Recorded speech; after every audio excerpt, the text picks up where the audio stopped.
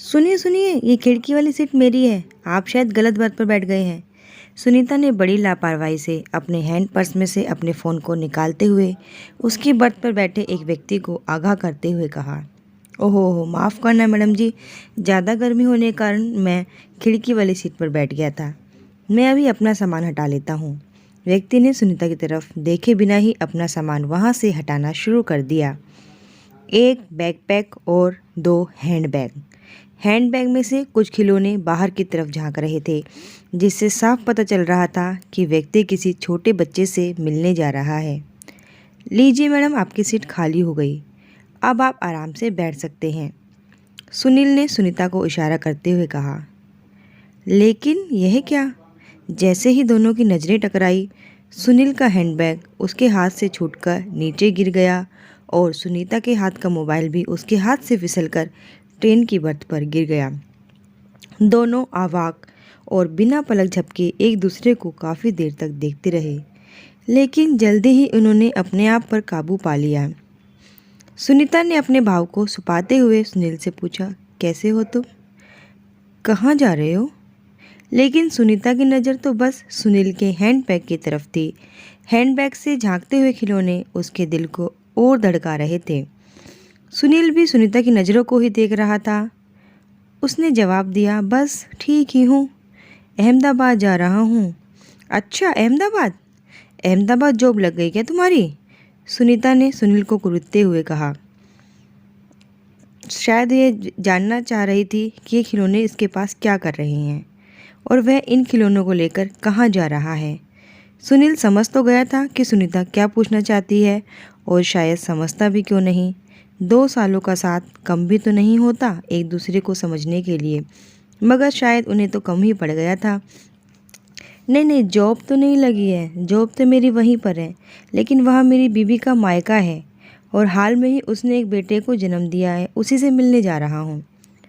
सुनील का जवाब सुनकर सुनीता के तो मानो किसी ने प्राण ही खींच लिए हों। अच्छा, तो तुमने शादी कर ली? चलो, अच्छी बात है, मुबारक हो, सुनीता ने अनमने मन से सुनील को बधाई देते हुए कहा। अच्छा, क्या तुमने नहीं करी शादी? सुनील ने सुनीता की आंखों में झांकते हुए पूछा।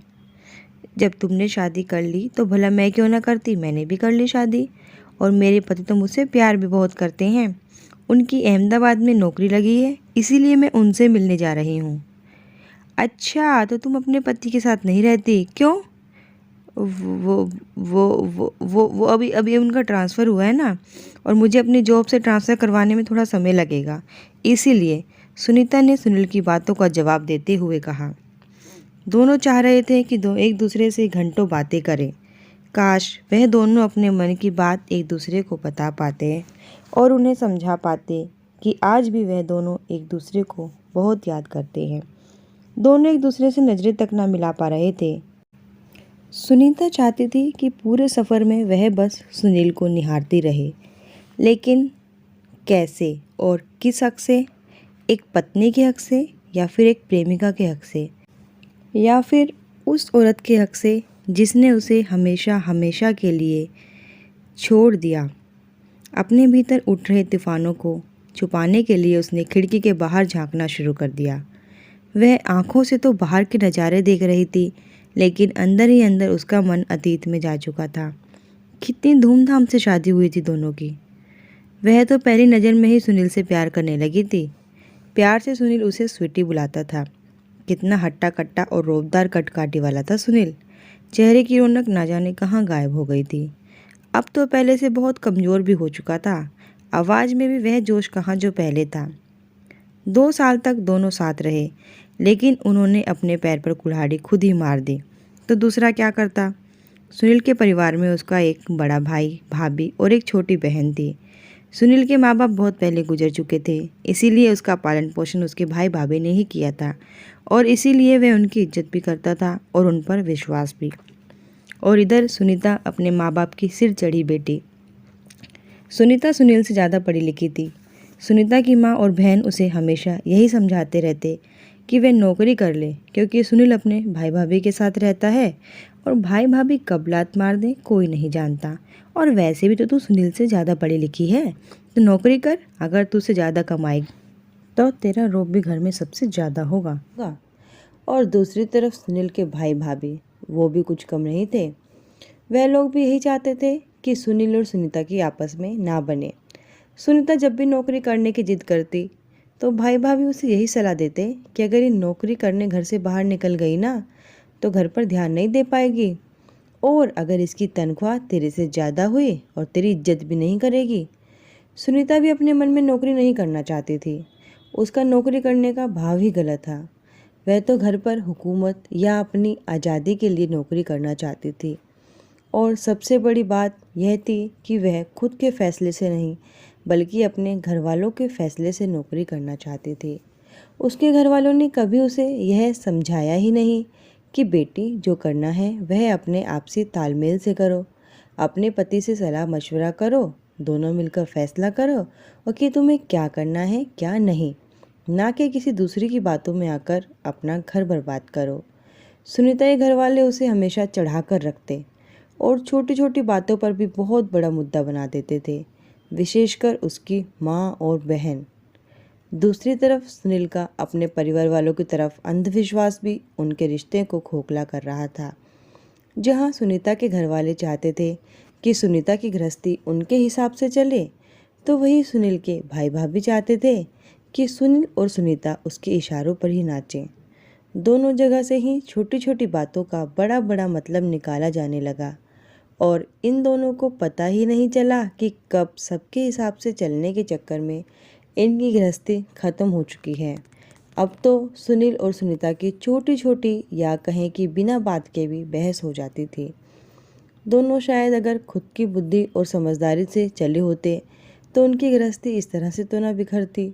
शादी के 2 साल बाद ही दोनों का तलाक हो गया, लेकिन आज तलाक के पूरे 3 साल बाद दोनों मिले थे, वह भी इस तरह।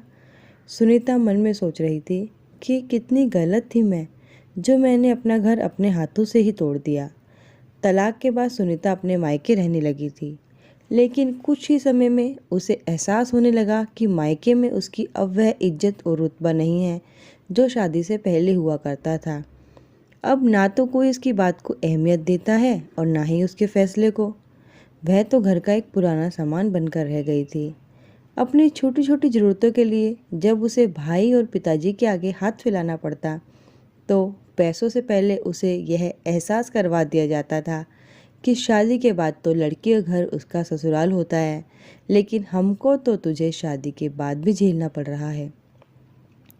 उसकी वह पढ़ाई लिखाई जिसकी आड़ में वह लाखों रुपए की नौकरी करना चाहती थी, किसी काम नहीं आ रही थी। घर से बाहर निकलकर उसे पता चला कि नौकरी मिलना और करना दोनों बहुत मुश्किल काम हैं। अलग होने के बाद उसने सुनील की अच्छाई समझ आने लगी थी, लेकिन अलग हुए भी तो कैसे, तलाक ही ले लिया। अरे अगर रूठ कर आई होती तो शायद पति मनाने भी आ जाता या खुद चली जाती, मगर सारे रास्ते तो उन्होंने खुद ही बंद कर लिए थे अपने लिए। आज सुनील को देखकर उसे लग रहा था कि बस बहुत हुआ, सब खत्म करूं और चल दो फिर सुनील के साथ अपने सुनहरे सफ़र में।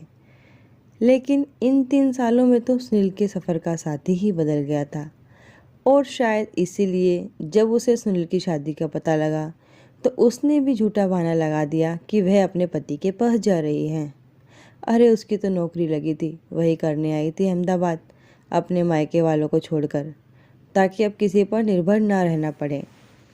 एक तरफ जहां सुनीता खिड़की के बाहर देखते हुए अपने अतीत से लेकर आज तक का सफ़र तय कर चुकी थी, वहीं सुनील भी सुनीता को ही देखे जा रहा था।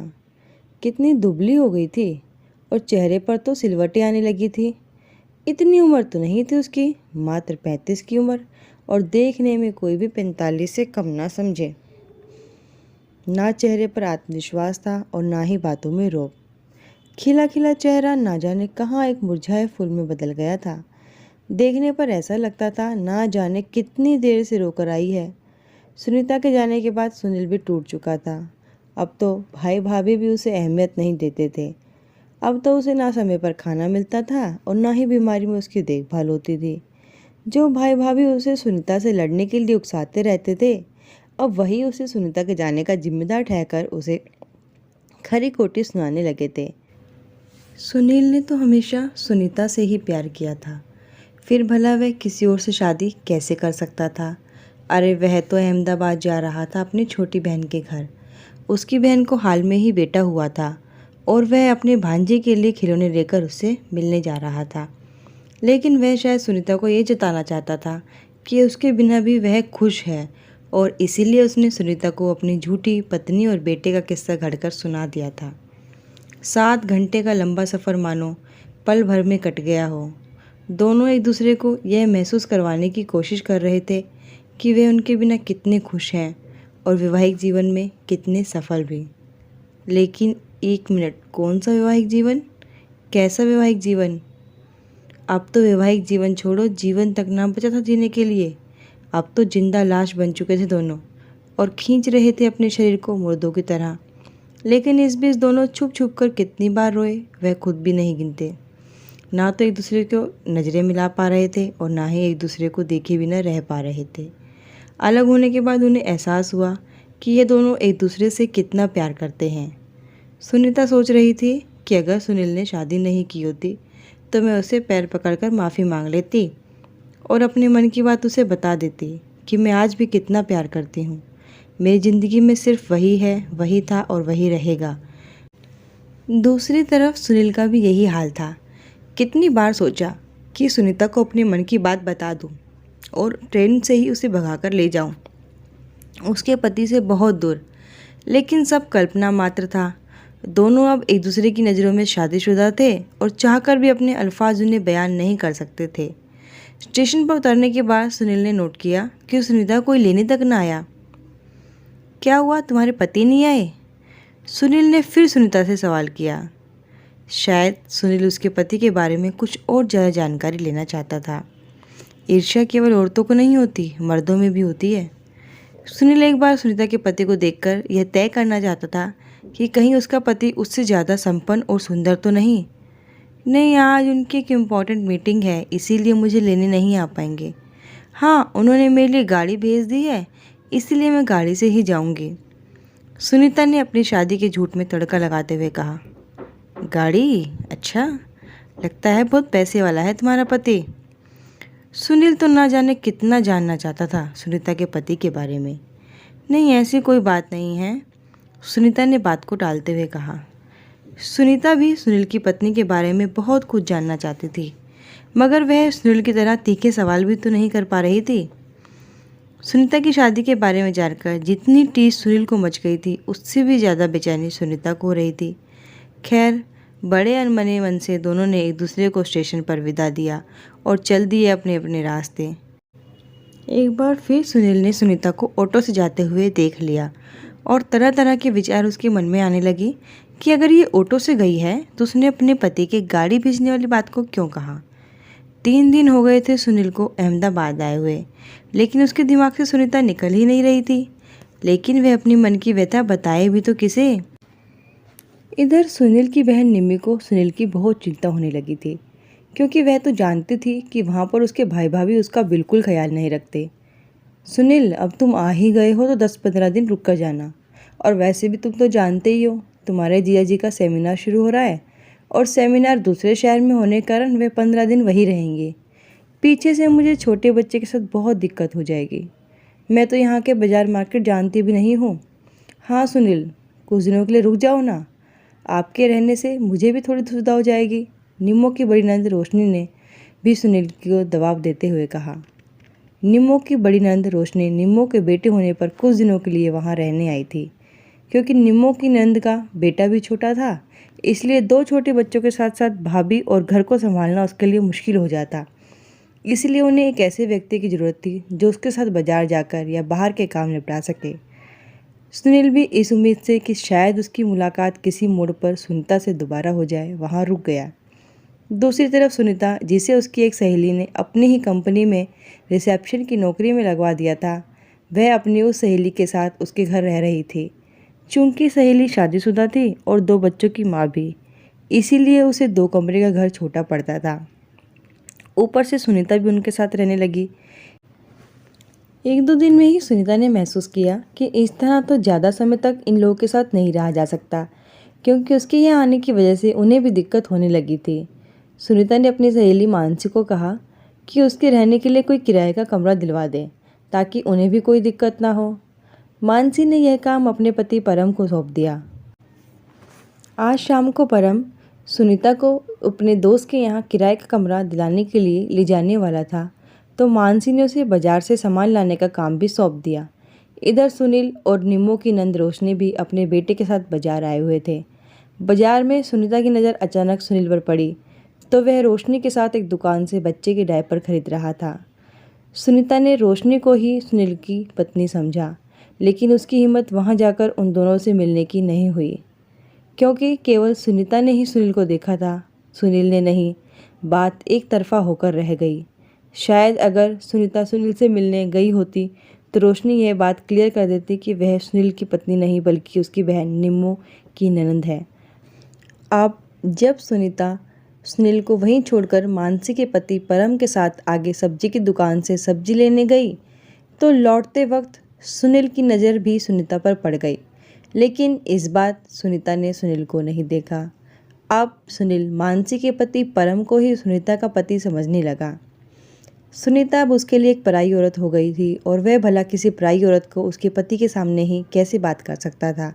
वह भी सुनीता को केवल निहार कर वहाँ से चला गया। रात भर सुनील बिस्तर पर करवटें बदलता रहा और अपने आप की सुनीता के पति से तुलना करता रहा। उसकी सुनीता, जिसे वह स्वीटी कहकर बुलाता था, पराई हो चुकी थी। अब तो उससे मिलना या दोबारा एक होने की बात करना तो छोड़ो, बात करने के लिए भी उसे कोई ना कोई बहाना चाहिए था। सुनील का दिल और दिमाग उसका साथ नहीं दे रहे थे। दिल कहता था कि वही करे और वहीं रहे और सुनीता को देखता रहे। जब भी मिले अपने प्यार को, अपनी सुनीता को कम से कम दूर से ही देख तो पाएगा। लेकिन दिमाग कहता था अब तो वह बहुत देर हो चुकी है, उसे यहाँ से चले जाना चाहिए, बहुत दूर। और तरह तरह के ख्याल उसके मन में आ रहे थे। क्या सुनीता ने अपने अतीत के बारे में अपने पति को बताया होगा? अगर मैं उसके पति को सब कुछ सच बता दूं तो हो सकता है कि वह उसे छोड़ दे और मुझे मेरी सुनीता वापस मिल जाए। लेकिन दूसरे ही क्षण ऐसे विचार के लिए वह अपने आप को कोस रहा था। वह इतना मतलबी कैसे हो सकता है? कितनी मुश्किल से उसने अपनी गृहस्थी दोबारा बसाई होगी और वह ऐसा सोचकर उसके बसे बसाए घर को कैसे तोड़ सकता है? वह तो ये भी नहीं जानता था कि सुनीता अब उसके बारे में क्या सोचती है। उसने तय किया कि जियाजी के सेमिनार से वापस आने के बाद वह वहाँ से चला जाएगा, इतनी दूर कि सुनीता को उससे दोबारा कभी मुलाकात ना हो पाए। लेकिन यह फैसला भी कोई आसान फैसला नहीं था। सेकंड के 1000वें भाग में उसने फैसले बदल रहे थे। दिल कह रहा था कि वहीं रहे और अपनी सुनीता को जब भी मौका मिले कम से कम दूर से ही सही निहार तो ले। दिमाग कह रहा था कि अब सुनीता पर उसका कोई अधिकार नहीं है, उसे वह बहुत दूर चले जाना चाहिए ताकि उसके कारण उसके विवाहित जीवन पर कोई नकारात्मक प्रभाव ना पड़े। सुनीता के सामने भी सुनील की पत्नी का चेहरा नाच रहा था। वह रंग रूप, कद काठी, हाव भाव, बाल, गहने और तो और पैरों हाथों के नाखून तक अपने आप से तुलना कर रही थी। बार बार अपने दिल को समझा रही थी कि चलो अच्छा हुआ सुनील ने अपनी गृहस्थी बसा ली, लेकिन उसके दिल में उठे दर्द को वह दबा नहीं पा रही थी। किसी भी औरत के लिए अपने पति को दूसरी औरत के साथ देखना बर्दाश्त से बाहर होता है, और जब वह दूसरी औरत उसके पति की पत्नी बन चुकी हो तो वह एक घाव बन जाता है। 2 बार टकराने के बाद भी सुनील और सुनीता एक दूसरे के सच से अनभिज्ञ थे। खैर, इसी को अपना भाग्य मानकर दोनों अपने आप को समझाने की कोशिश कर रहे थे। दोनों ही चाहते थे कि वह अब दोबारा एक दूसरे से ना टकराएं, लेकिन यह उनका दिल नहीं, ऊपरी मन था जो पल भर में अपने विचार बदल देता था। वह तो अब किसी न किसी बहाने से बाजार जाने लगे थे कि शायद किसी तरह दोबारा एक दूसरे का दीदार ही हो जाए। लेकिन शायद उनके बाजार जाने का समय आपस में मैच नहीं हो पाता था, या ये मानो कि किस्मत को उनको फिर दोबारा मिलना मंजूर नहीं था। पिछले 15 दिनों से दोनों बाजार जाते थे, लेकिन अलग अलग समय पर। इसलिए ना तो कभी इन 15 दिनों में सुनील ने सुनीता को देखा और ना ही सुनीता ने सुनील को। सुनील के जियाजी सेमिनार से वापस आ चुके थे। अब सुनील को तय करना था कि वह वहाँ पर रहना चाहता है या वापस लौटना चाहता है। सुनील दुविधा में था, लेकिन उसकी इस दुविधा को उसकी बहन निम्मो ने दूर कर दिया। भैया आप यहाँ रहिए ना हमारे साथ। वरुण आपको कोई ना कोई नौकरी यहीं पर दिलवा देंगे, और वैसे भी कौन सा तुम्हारा वहाँ पर कोई इंतजार कर रहा है। सुनील के जयाजी ने भी अपनी पत्नी निम्मो का पक्ष लेते हुए सुनील पर दबाव डाला कि वह उन्हीं के साथ रहे।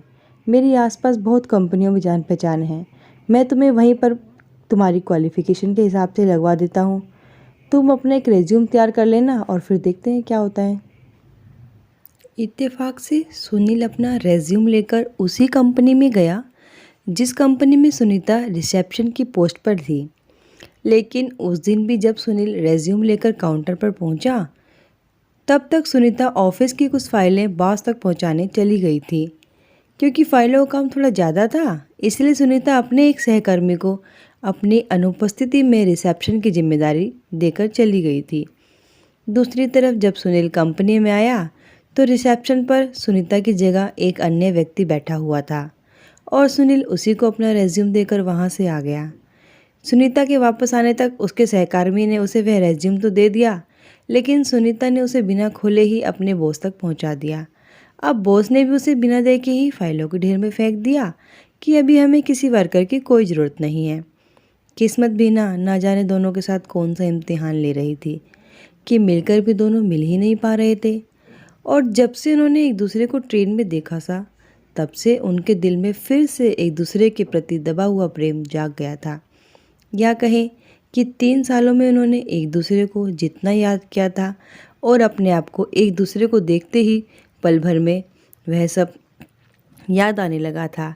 इतने सालों बाद दोबारा मिलने पर अब वह एक दूसरे को खोना तो नहीं चाहते थे, लेकिन अगर उन्होंने ट्रेन में ही सच बता दिया होता कि उनकी शादी नहीं हुई है, तो शायद दोनों एक दूसरे से माफ़ी मांग लेते।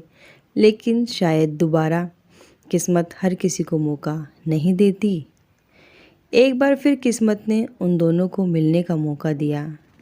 वरुण ने निम्मो को बताया कि आज शाम परम अपनी पत्नी मानसी और उसकी एक दोस्त के साथ हमारे घर पर खाने पर आ रहा है। हमारे बेटे के जन्म के समय वह वहाँ पर नहीं आ पाया था, इसीलिए अब मिलने आ रहा है। दरअसल वरुण और परम बचपन के दोस्त थे और एक दूसरे की खुशी गम में एक दूसरे के साथ रहते थे। वरुण और परम अक्सर मिलते तो रहते थे, जिसके कारण निम्मो और मानसू की दोस्ती भी हो गई थी। निम्मो को जरा सा भी अनुमान नहीं था कि मानसी की वह दोस्त जिसे वह अपने साथ घर पर लेकर आ रही है सुनीता है। अरे वही सुनीता जो उसके भाई को छोड़कर चली गई थी।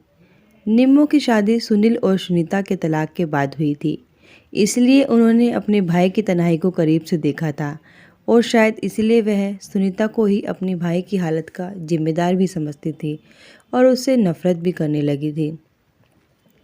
एक बहन होने के नाते वह केवल एक पक्ष को देख रही थी कि सुनीता के कारण उसके भाई की ज़िंदगी बर्बाद हुई है, जबकि असली बात तो यही थी कि दोनों ने अपनी ज़िंदगी अपने हाथ से बर्बाद कर ली थी। घर में मेहमान आने वाले थे, इसीलिए निम्मो सुबह से तैयारी में लगी थी और इसी काम के चक्कर में सुनील को बार बार बाजार से सामान लाने भी भेज रही थी। सुनील इस बात से अनजान कि जिस सुनीता को वह बाजारों में ढूंढता फिर रहा है, वह तो शाम को उसके घर ही आने वाली है। निम्मो की तैयारी में उसका साथ दे रहा था। सब तैयारियां हो चुकी थी, मेहमान भी आने ही वाले थे कि निम्मो की नंद रोशनी के ससुराल से फ़ोन आ गया। उसकी सास की तबीयत अचानक खराब हो गई थी, जिसके कारण रोशनी को तुरंत ही अपने ससुराल जाना पड़ा। वरुण रोशनी को छोड़ने जा ही रहा था कि सुनील ने वरुण से यह कहकर चाबी ले ली कि आपके दोस्त आते ही होंगे, आप उन पर ध्यान रखिए, रोशनी दीदी को मैं छोड़कर आ जाऊंगा। सुनील रोशनी को छोड़ने के लिए निकला ही था कि सामने से परम की गाड़ी आती हुई दिखाई दी। गाड़ी को देखकर सुनील ने अपनी बाइक साइड लगा ली ताकि गाड़ी अंदर जा सके। सुनील ने हेलमेट लगा रखा था, जिसके कारण ना तो सुनीता ने और ना ही सुनील ने एक दूसरे को देखा। सुनील का बवाल खत्म हुआ नहीं था कि सामने से सुनीता को निम्मो टकरा गई। जहां निम्मो मुस्कुराकर सबका अभिवादन कर रही थी, वही सुनीता को देखते ही उसके चेहरे के भाव बदल गए। उसने किसी के सामने जाहिर तो नहीं किया कि वह सुनीता को जानती है, लेकिन सुनीता के प्रति उसके व्यवहार में रूखापन साफ झलक रहा था। निम्मो ने मानसी से अनजान बनते हुए सुनीता के बारे में पूछा, तो मानसी ने बताया कि यह मेरी दोस्त है और यहाँ पर नौकरी करने आई है। अच्छा, तो फिर तो 70-80 हज़ार कमाई लेती होगी, शक्ल से लगती भी पढ़ी लिखी है। वैसे सुनीता, तुम्हारे पति क्या काम करते हैं? निम्मो ने सब कुछ जानते हुए भी तीखा सवाल सुनीता से किया। लेकिन सुनीता के जवाब देने से पहले ही मानसी ने ये कहते हुए, छोड़ो ना, कितने दिनों बाद तो मिले हैं, कहाँ फिजूल की बातों में लग गई, बात को संभाल लिया। सुनीता ने भी निम्मो से ऐसी कोई बात नहीं करी जिसको सुनकर कोई यह जान सके कि सुनीता और निम्मो एक दूसरे को पहले से जानते हैं। लेकिन निम्मो तो सुनीता के बारे में पता नहीं क्या जानना चाहती थी। इसीलिए जब उसे मानसी और सुनीता से कोई संतोषजनक जवाब नहीं मिला तो उसने परम को ही पकड़ लिया। मानसी और सुनीता के इधर उधर होते ही उसने परम से सुनीता के बारे में जानकारी इकट्ठा करना शुरू कर दी। निम्मो अब जल्दी से ही सुनील के आने से पहले परम और उसके परिवार को रवाना करना चाहती थी ताकि सुनील और सुनीता की मुलाकात ना हो पाए। लेकिन वापस जाते समय सुनीता ने बहुत हिम्मत करके निम्मो से अपने मन का सवाल कर ही दिया। जब से वह निम्मो के घर आई थी तब से लेकर अब तक उसने दिल में यही जानने की इच्छा थी कि क्या सुनील अपनी शादी से खुश है, क्योंकि वह बस अब सुनील को खुश देखना चाहती थी, उससे ज़्यादा कुछ भी नहीं। यही सवाल उसने निम्मो से भी कर दिया। दीदी, मुझे सुनील ट्रेन में मिले थे यहाँ आते समय और उन्होंने ही मुझे बताया था कि उनकी शादी हो चुकी है। मैंने उनको उनकी पत्नी और एक बच्चे के साथ बाज़ार में डायपर लेते हुए भी देखा था। आप मेरी भावनाओं को गलत मत समझिएगा, मैं बस इतना जानना चाहती हूँ कि क्या सुनील ज़िंदगी में खुश हैं। सुनील ने निम्मो को कुछ नहीं बताया था कितने सालों बाद उसकी मुलाकात सुनीता से हो चुकी है, लेकिन सुनीता ने उसकी मुलाकात और बाज़ार में हुई मुलाकात के बारे में सब बता दिया। निम्मो समझ गई थी कि सुनीता ने उसकी नंद रोशनी को ही सुनील की पत्नी समझा। निम्मो ने सुनीता को कुछ जवाब नहीं दिया, लेकिन वापसी में जाते समय एक पत्र उसके हाथ में थमा दिया। सुनीता ने घर आकर पत्र पढ़ा। उस पत्र में लिखा था कि सुनील अपनी ज़िंदगी में खुश है, बहुत खुश है। वह अपनी पत्नी से बहुत प्यार करता है और अगर तुम सच में सुनील की भलाई चाहती हो और चाहती हो कि वह फिर तुम्हें देखकर दुखी ना हो तो तुम इस शहर से छोड़कर हमेशा हमेशा के लिए कहीं दूर चली जाओ। यही तुम्हारे लिए और सुनील दोनों के लिए अच्छा होगा। एक बार तुम अपनी ज़िंदगी बर्बाद कर चुके हो, दोबारा उसकी ज़िंदगी बर्बाद करने का कभी मत सोचना। पत्र को पढ़ते ही बेचारी सुनीता ने वह शहर छोड़ने का निर्णय कर लिया, क्योंकि अब वह कभी भी सुनील के दुख का कारण नहीं बनना चाहती थी। सुनीता ने अपनी नौकरी छोड़ दी और मानसी से ये कहकर कि इस शहर में उसका मन नहीं लग रहा है, वहाँ से वापस चली गई। इधर जब सुनील ने रोशनी को छोड़कर वापस आया तो निम्मो ने सुनील से उसकी दोबारा शादी के बारे में बात करी। निम्मो ने कहा, मैं चाहती हूँ कि तुम दोबारा शादी कर लो। निम्मो ने एक झूठी कहानी सुनील को सुना दी कि मुझे बाज़ार में सुनीता मिली थी अपने पति के साथ। सुनीता अपनी ज़िंदगी में बहुत खुश है और उसे तो तुम्हारी याद भी नहीं है और तुम हो कि उसके चक्कर में अपना जीवन बर्बाद किए बैठे हो। मैं चाहती हूँ कि तुम शादी कर लो ताकि तुम भी एक खुशहाल जीवन जी सको। सुनील शादी तो नहीं करना चाहता था, लेकिन जब उसे पता लगा कि सच में सुनीता ने शादी कर ली है और वह अपने पति के साथ खुश है तो उसने भी शादी के लिए हाँ कर दी। लेकिन ना जाने क्यों उसके दिल और दिमाग से सुनीता निकल ही नहीं पा रही थी। अगले ही दिन निम्मो ने सुनील को बताया कि उसके लिए एक लड़की पसंद की है और वह चाहती है कि सुनील एक बार उस लड़की को अकेले मिलकर तय कर ले कि क्या वह उसके साथ शादी करना चाहता है या नहीं। सुनील ने बड़े अनमने मन से जाने की हाँ की। सुनील ने निर्णय कर लिया कि वह लड़की को देखे बिना ही मना कर देगा, क्योंकि सुनीता उसके दिल और दिमाग पर समय के साथ और ज़्यादा हावी होती जा रही थी। निश्चित समय पर सुनील उस लड़की से मिलने पहुंचा। लड़की का नाम सुप्रिया बताया गया था। सुनील के पास केवल उस लड़की का नंबर था। सुनील ने निश्चित स्थान पर पहुंचकर उस लड़की को फ़ोन किया तो लड़की ने बताया कि वह टेबल नंबर 5 पर बैठी है। लड़की नज़रें नीचे की हुई थी और सुनील ने भी उसकी तरफ देखना जरूरी नहीं समझा। सुनील लड़की के पास जाकर खड़ा हो गया और कंफर्म करने के लिए उसका नाम पूछा कि क्या आप ही सुप्रिया हैं, तो लड़की ने हाँ में सर हिला दिया। सुनील ने वहाँ बैठते ही बिना लड़की की तरफ देखे उसको साफ साफ बता दिया कि उसकी शादी पहले हो चुकी है और उसकी पत्नी का नाम सुनीता है। हालांकि उसकी पत्नी ने दूसरी शादी कर ली है, लेकिन वह आज भी अपनी पत्नी सुनीता से ही प्यार करता है उसने बहुत कोशिश की कि वह सुनीता को भूल जाए और दोबारा शादी कर लिए। इसीलिए उसकी बहन निम्मो के कहने पर वह यहाँ तो आ गया, लेकिन वह किसी भी तरह अपने दिल से अपनी पहली पत्नी सुनीता को नहीं निकाल पा रहा है। सुनील ने कहा, मैं चाहकर भी आपसे शादी तो नहीं कर सकता, लेकिन मैं अपनी बहन निम्मो को मना भी नहीं कर पाया। अगर हो सके तो आप प्लीज़ मुझे माफ़ कर दें, क्योंकि मैं केवल अपनी पहली पत्नी सुनीता से ही प्यार करता हूँ और अब मुझे एहसास हुआ है कि मैं शायद हमेशा उसी से ही प्यार भी करता रहूँगा। मैंने उसे कभी भी नहीं भूल सकता। सुनील अपनी बात कहकर बिना सुप्रिया की प्रतिक्रिया को जाने वहाँ से वापस जाने के लिए मुड़ा ही था कि सुप्रिया ने उसका हाथ पकड़ लिया। सुनील ने हाथ छुड़ाने के लिए जैसे ही पैसे घूमा, उसकी आंखें चकरा गई, क्योंकि वहाँ पर कोई सुप्रिया नहीं थी। वहाँ पर तो उसकी पत्नी सुनीता थी। लेकिन यह सब कब और कैसे हुआ, ये ना तो सुनीता जानती थी और ना ही सुनील, क्योंकि सुनीता को यह कहकर नाम बदलने को कहा गया था कि तुम अपने नए जीवन की शुरुआत नए नाम से करो। सुनीता भी शादी नहीं करना चाहती थी, लेकिन उस पर भी ज़बरदस्ती शादी का दबाव बनाया गया था। जैसे ही सुनील और सुनीता की नज़रें मिली और उन्हें पता चला कि ना तो सुनील ने शादी की है और ना ही सुनीता ने, तो उन्होंने यह जाने बिना ही यह सब क्यों, कैसे, किस तरह हुआ, एक दूसरे को गले लगा लिया और गले लगकर खूब रोए। थोड़ी देर में होश आने पर उन्होंने एक दूसरे से सवाल किया कि यह सब कब, क्यों और कैसे, किस तरह हो गया। सुनीता और सुनील इससे पहले एक दूसरे से कुछ पूछ या बता पाते, उन्हें निम्मो, अरुण, मानसी और परम ने चारों तरफ से घेर लिया। मानसी ने बताया कि तुम दोनों भला एक दूसरे को क्या बताओगे, बताओ क्या बताओगे? अरे तुम्हें तो खुद नहीं पता तुम्हारे साथ आखिर हुआ क्या। मानसी के पति परम ने कहा, मैं पूरी कहानी बताता हूँ। जब हम अरुण के घर आए तो निम्मो ने मुझसे सुनीता के बारे में बहुत सवाल पूछे। पहले तो मैं समझ नहीं पाया कि निम्मो अचानक इस अनजान मेहमान के बारे में इतनी जानकारी क्यों लेना चाहती है, लेकिन निम्मो ने ही मुझे बताया कि सुनीता उसके भाई सुनील की पत्नी है और उन्होंने दूसरे के बहकावे में आकर अपना घर खुद बर्बाद कर लिया और एक दूसरे को तलाक दे दिया। और निम्मो ने ही मुझे बताया था कि सुनील सुनीता को हमेशा प्यार करता था और आज भी वह चाहे मुझे कुछ ना बताए, लेकिन मैं अपने भाई को जानती हूँ, वह सुनीता को ही याद करता है। इधर परम ने भी निम्मो को बताया कि सुनीता हमेशा अपने पति सुनील के बारे में अच्छा ही बताती है और वह खुद को अपने टूटे रिश्ते का जिम्मेदार भी मानती है।